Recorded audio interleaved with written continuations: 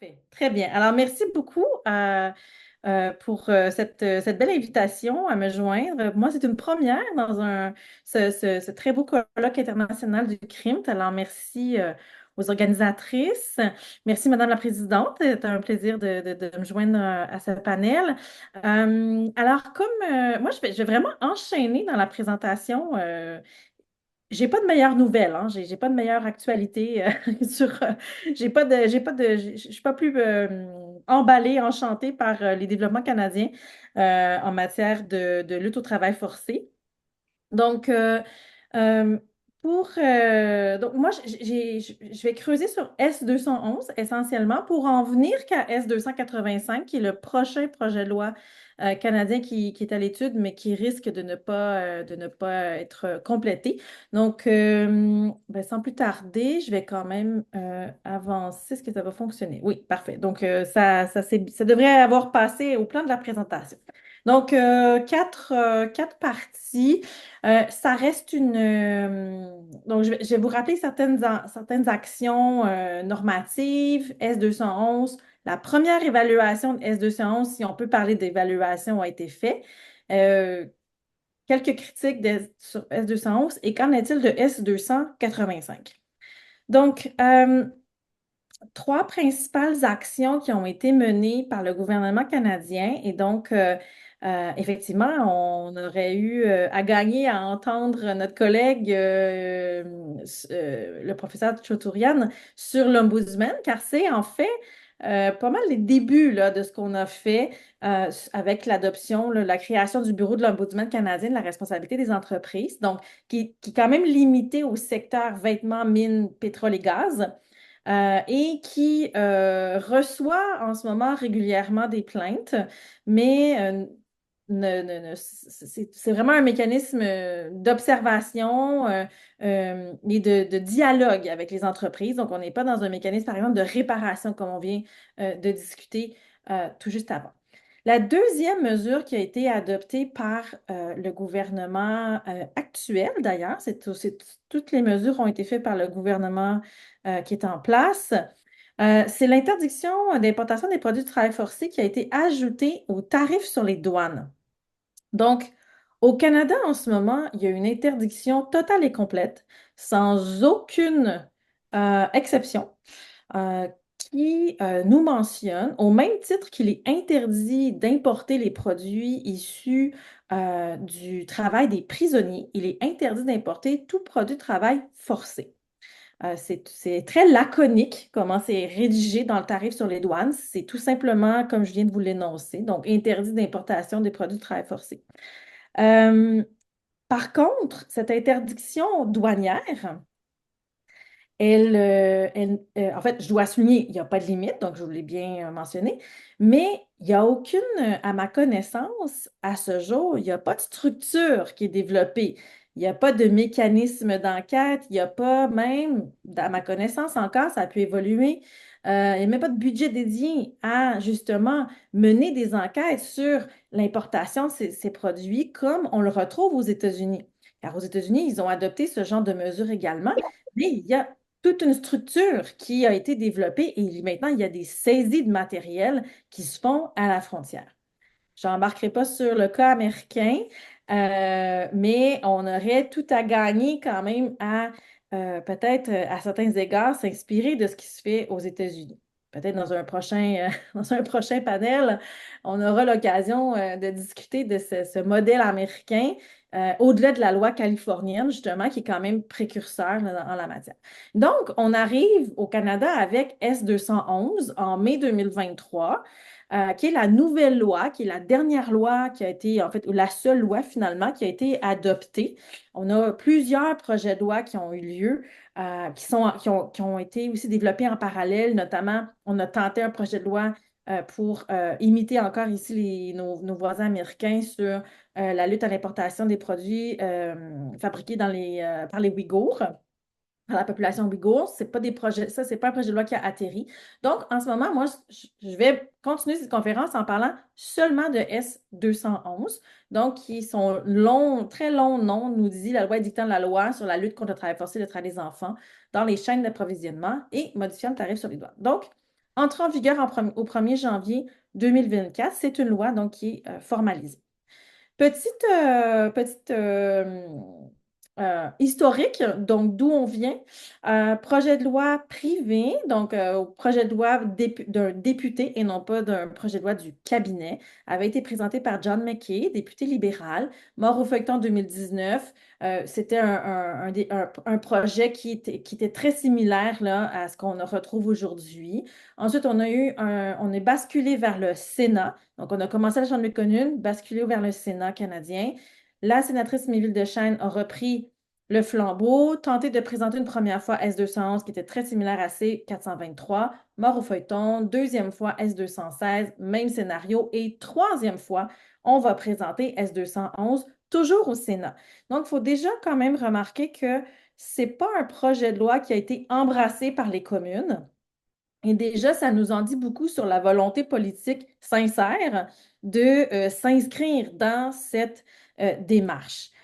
Donc, sans faire un cours de politique canadienne ici, tout simplement pour dire que lorsqu'un projet de loi est amené par le Sénat canadien, il ne peut pas engager les fonds publics, pour faire simple, pour faire très, très, très simple et très limité, là.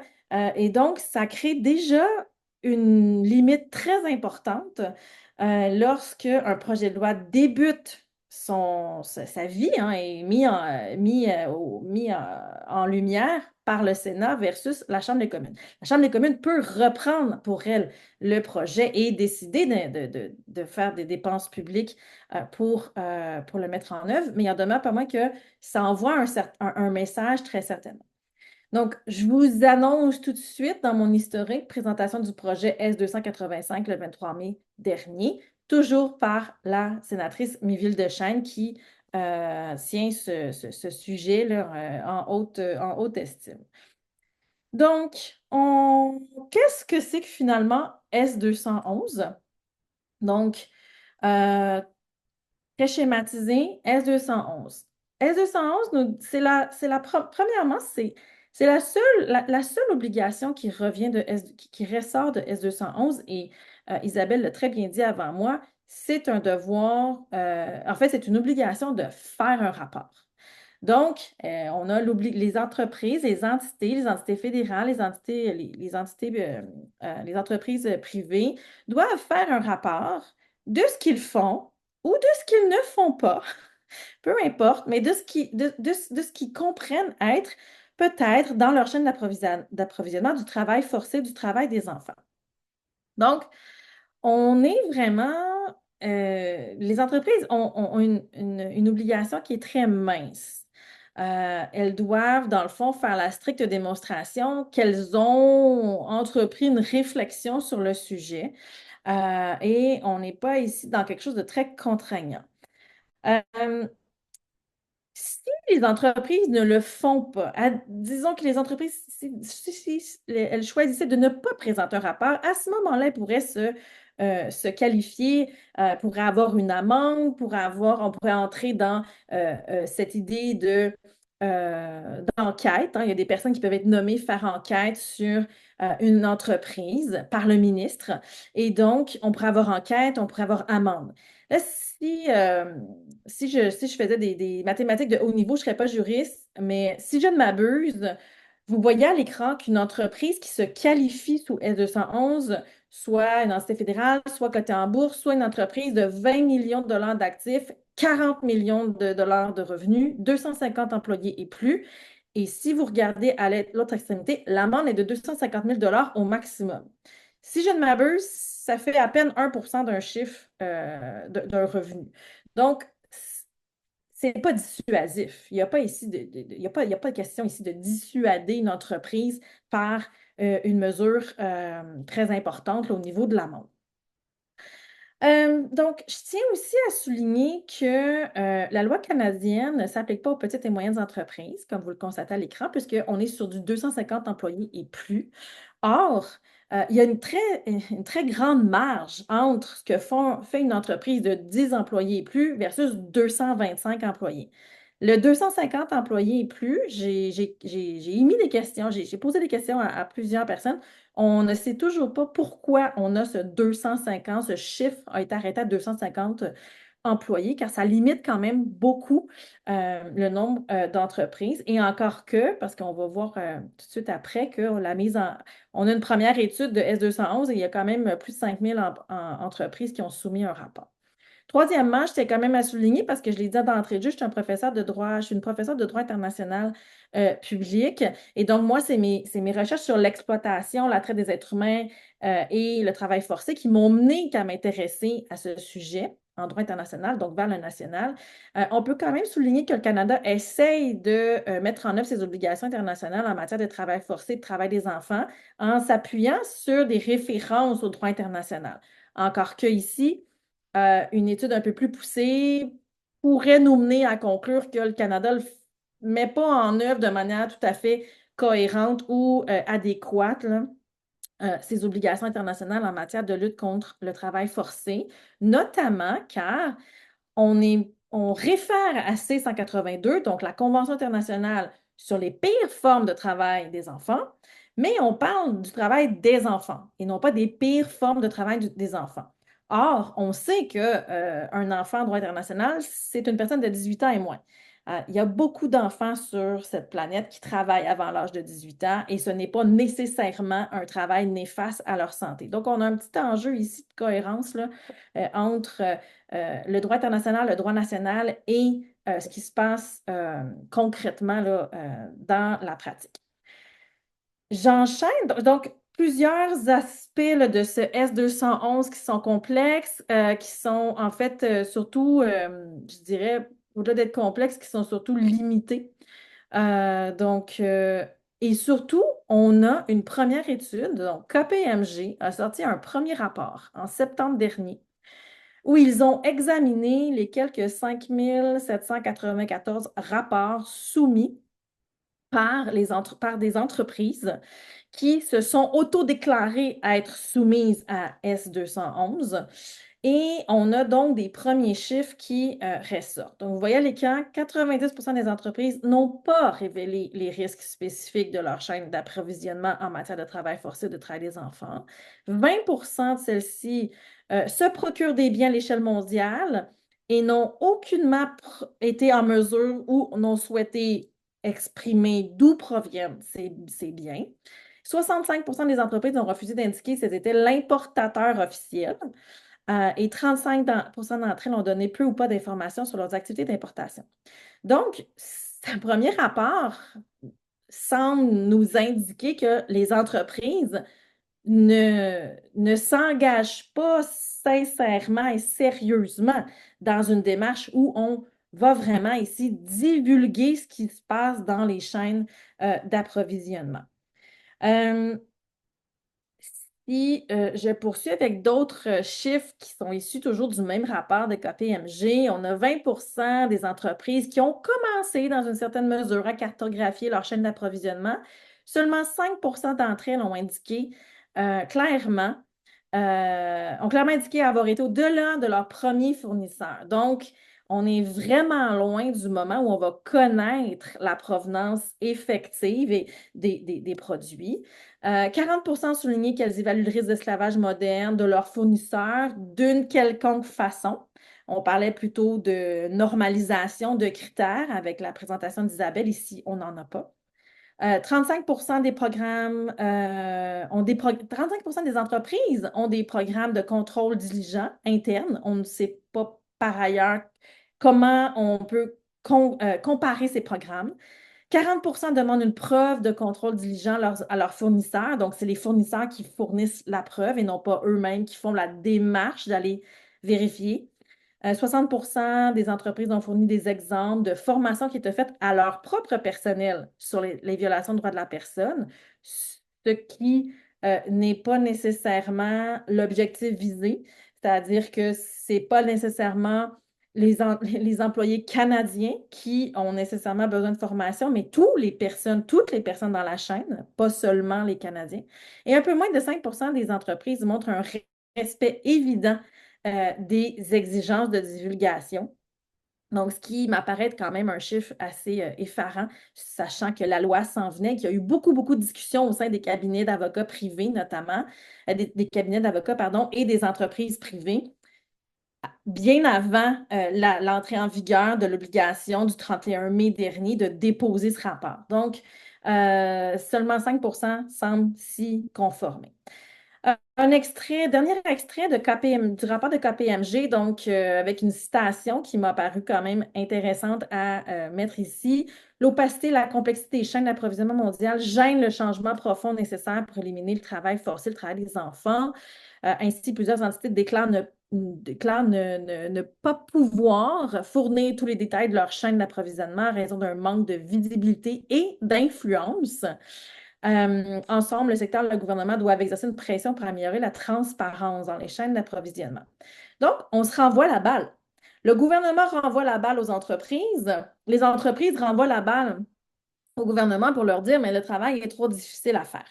Et donc, on est dans ce jeu non seulement de la fragmentation du droit, la fragmentation des normes et la multiplication des normes, mais en plus dans une volonté euh, une volonté, comment je dirais ça, parcellaire, ça, très certainement, de divulguer vraiment ce qui se passe dans les chaînes d'approvisionnement.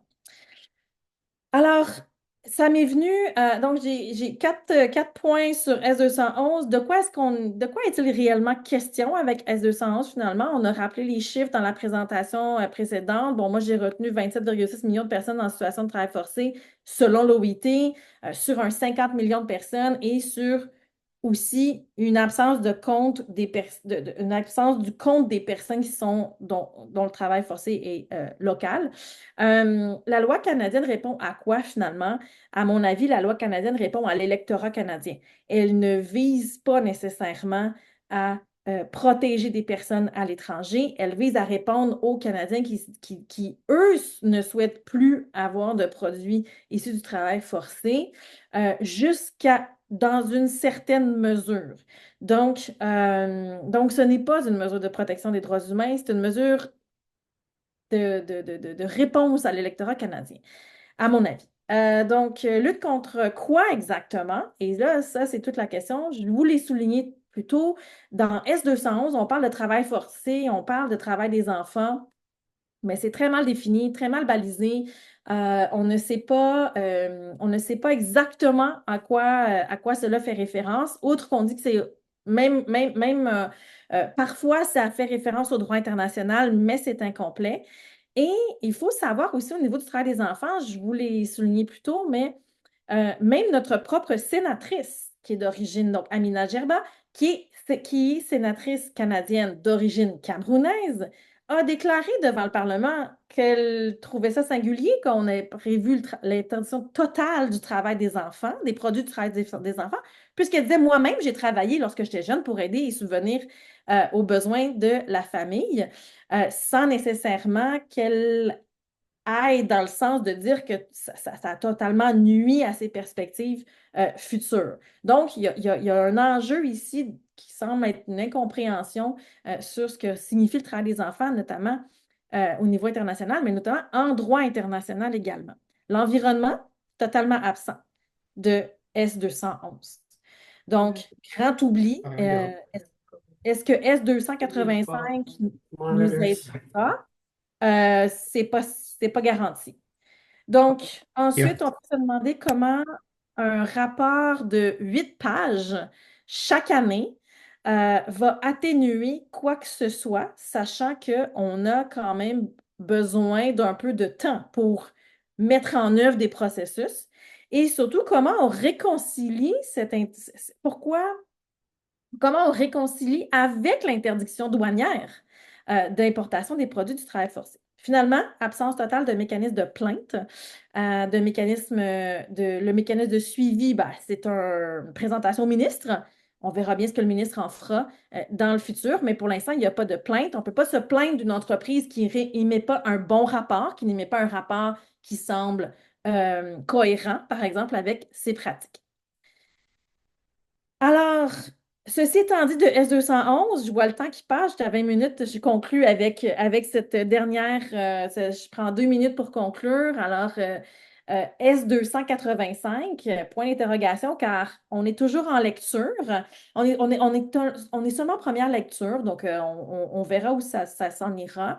C'est une loi qui vise les sociétés par action seulement, donc encore ici, assez restrictif. On vise à modifier la raison d'être d'une société qui devra toujours maintenant inclure tout préjudice à la collectivité et à l'environnement. Aucune mention de droits humains ici. On parle des préjudices à la collectivité. C'est très singulier comme choix de mots, mais on inclut l'environnement. Donc là, on peut se dire, bon, on a une petite avancée ici, on vient d'y penser. Je ne sais pas comment ça s'est passé exactement là, au Parlement, mais là, on ajoute l'environnement. On ajoute une forme de devoir, on ajoute à la fois un devoir de vigilance et une défense de vigilance. Donc, ça aussi, assez singulier, à voir comment on va matérialiser ça, puis comment on va concrétiser au sein des entreprises. Et surtout, on vient ici dire aux administrateurs qu'ils doivent à la fois être vigilants, mais qu'ils pourront aussi se défendre en affirmant avoir été vigilants. Donc, à voir dans le futur comment ça sera présenté. Et finalement, on demande aux sociétés de faire rapport annuellement à leur assemblée des actionnaires. Donc, et non pas de transmettre un rapport à quiconque et où que ce soit. Donc, S285, je ne suis pas certaine qu'il vient combler les lacunes de S211 pour le moment. Comme ce n'est pas un projet qui est terminé, qui pourrait encore être modifié bien avant d'être adopté, je vais pas encore tout à fait dire qu'il ne visera aucune amélioration, mais pour le moment, j'abonde totalement dans le même sens qu'Isabelle. On a des gros défis en matière de lutte à l'importation, notamment au niveau du développement donc de la lutte à l'importation des produits du travail forcé. Merci.